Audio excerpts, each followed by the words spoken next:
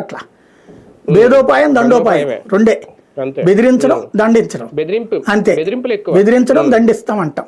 దండించడం కూడా కొన్ని చోట్ల. కిడ్నాప్ అంటే దండించడమే కదా, దండించడం పోలీసులను అడ్డు పెట్టి చేయటం ఇట్లాంటిది. చివరికి సెక్యూరిటీ అడిగితే పోలీసులు సహకరించకపోవడం ఇట్లాంటివి జరిగినాయి.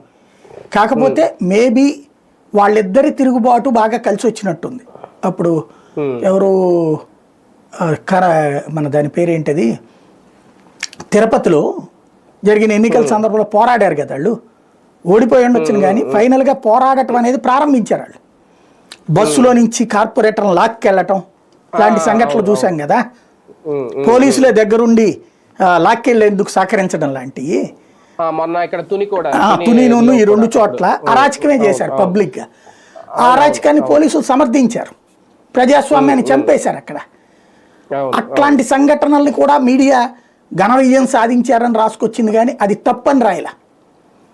ఫైనల్గా ఆ దుర్మార్గాల నుంచి కాస్త బయటపడేటటువంటి కార్యక్రమం, అంటే ఎదురు తిరిగే దమ్ము లేదా వీళ్ళకి, ఎందుకు వీళ్ళందరూ ప్రజాప్రతినిధులుగా అన్నటువంటి కాన్సెప్ట్ మాట్లాడుకున్నాం మనమే.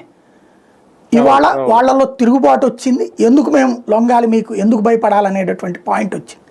దాని పర్యవసానం ఇది అనుకోవాలి. సరే, ఇక్కడ ఇంకొక పాయింట్ కూడా చర్చించాలేమో. ఎందుకంటే ఇవి జడ్పీ ఎన్నికలు, మీరు అన్నట్టు కార్పొరేషన్, మున్సిపాలిటీ